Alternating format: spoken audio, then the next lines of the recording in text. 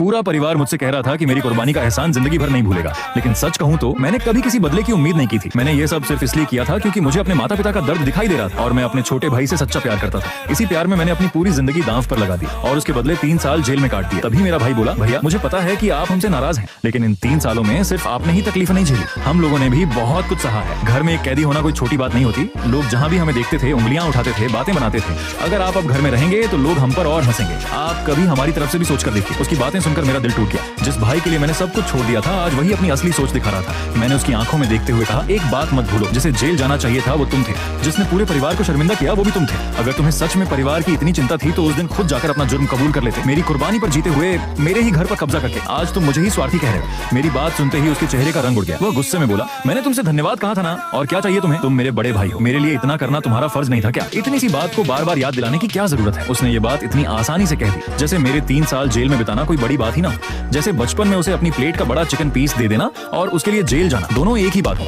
एक धन्यवाद कहकर वह सब कुछ खत्म मान चुका था। तभी पिताजी भी हमेशा की तरह उसके पक्ष में खड़े हो गए। उन्होंने गुस्से से कहा, यांग वेई के लिए थोड़ा सा क्या कर दिया, अब उसका एहसान जताने लगे। बड़ा भाई पिता के समान होता है, तुम्हारा दिल इतना छोटा कैसे हो गया? भाभी भी बीच में बोल पड़ी, तुम एक बेरोजगार कैदी हो, घर में रहना चाहते हो ताकि माँ बाप पर बोझ बन सको। अगर तुम यहीं पड़े रहे तो मेरे होने वाले बच्चे का क्या होगा? माँ ने भी गंभीर स्वर में कहा, बेटा हम तो अब पोते का चेहरा देखने का इंतजार कर रहे हैं, तुम भी अब छोटे नहीं रहे। अकेले जाकर किराए के घर में रहना कोई गलत बात नहीं है। उनकी हर बात मेरे सीने में तीर की तरह चुभ रही थी। मैं पूरी तरह टूट चुका था, फिर भी आंखों में आंसू आ ही गए। मैं धीमी आवाज में बोला, अब समझ आया इन 3 सालों में तुम में से कोई भी मुझसे मिलने जेल क्यों नहीं आया। मैं खुद को समझाता रहा कि तुम लोग व्यस्त हो गए इसलिए नहीं आ पाते, लेकिन सच तो यह है कि तुम लोग मुझसे शर्म महसूस करते थे। मैंने सिर उठाया और किसी तरह अपने आंसू रोक लिए। फिर आखिरी बार उनसे पूछा, एक बात साफ साफ बता दो, क्या तुम लोग सचमुच मुझे इस घर से निकालना चाहते हो? पिताजी ने बिना एक पल गंवाए जवाब दिया, हाँ। माँ, भाई और भाभी सबके चेहरे पर भी वही फैसला साफ दिखाई दे रहा था। अब किसी बहस की कोई गुंजाइश नहीं बची थी। मैंने गहरी सांस ली और कहा, ठीक है, आज से हमारा हर रिश्ता खत्म। आज के बाद मेरा तुम लोगों से कोई नाता नहीं रहेगा और याद रखना, एक दिन तुम लोग इस फैसले पर जरूर पछताओगे। ये घर, ये परिवार अब मेरे लिए कोई मायने नहीं रखता। जिस खुशखबरी को मैं उनसे साझा करना चाहता था, अब उसका उनसे कोई संबंध नहीं था। इतना कहकर मैं बिना पीछे देखे घर से निकल गया। उस घर से जहाँ रिश्ते तो थे लेकिन इंसानियत नहीं थी। मैंने एक होटल में कमरा लिया और वहीं रहने लगा।